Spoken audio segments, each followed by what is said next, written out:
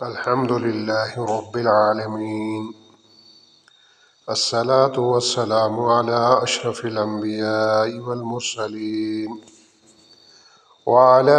آلہ واصحابہ اجمعین، اما بعد فاعوذ باللہ من الشیطان الرجیم،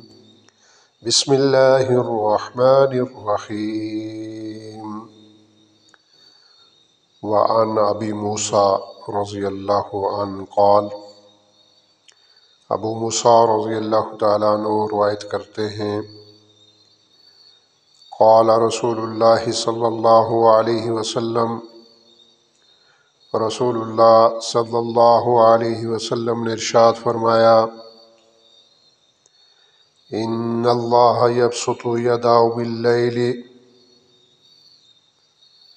اللہ تعالیٰ رات کے وقت اپنے ہاتھ پھیلاتا ہے، لیتوب موسیع النہار، تاکہ دن کو گناہ کرنے والا توبہ کر لے، اس کی طرف رجوع کر لے۔ وَيَبْسُطُ يَدَاهُ بِالنَّارِ، اور دن کے وقت اپنے ہاتھوں کو پھیلاتا ہے، لِيَتُوبَ مُوسِعُ اللَّيْلِ، تاکہ رات کو گناہ کرنے والا اس سے توبہ کرے، حَتَّى تَطْلُعَ الشَّمْسَ مِن مَغْرِبِهَا، یہاں تک کہ سورج مغرب سے طلوع ہو جائے۔ اس حدیث کے راوی ابو موسیٰ اشعری رضی اللہ تعالیٰ عنہ ہیں، بیان کرتے ہیں کہ رسول اللہ صلی اللہ علیہ وسلم نے فرمایا، اللہ رات کے وقت اپنا ہاتھ پھیلاتا ہے تاکہ دن کے وقت گناہ کرنے والا توبہ کر لے،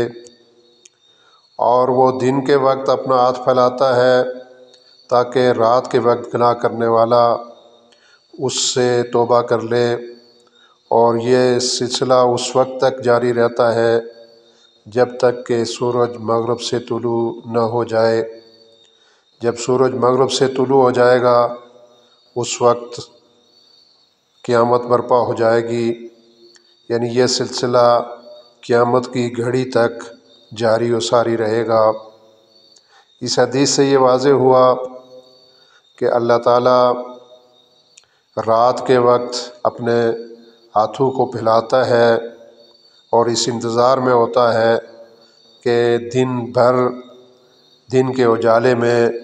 جس آدمی نے کوئی گناہ کیے ہیں وہ اس کی طرف رجوع کر لے، اس سے اپنی بخش و مغفرت طلب کر لے تو وہ اس کو معاف کر دیتا ہے۔ اور اسی طرح رات دن کے وقت اپنے ہاتھوں کو پھیلاتا ہے تاکہ رات کے اندھیرے میں جس سے جو گناہ سرزد ہوئے ہیں وہ اپنے گناہوں کی معافی طلب کر لے تاکہ میں اس کو معاف کر لوں۔ تو اللہ سے دعا ہے کہ اللہ تعالی ہمیں اس کی طرف رجوع کرنے کی توفیق عطا فرمائے اور اپنے گناہوں سے توبہ کرنے کی ہمت و توفیق عطا فرمائے۔ وآخر الدعوانا ان الحمد للہ رب العالمین۔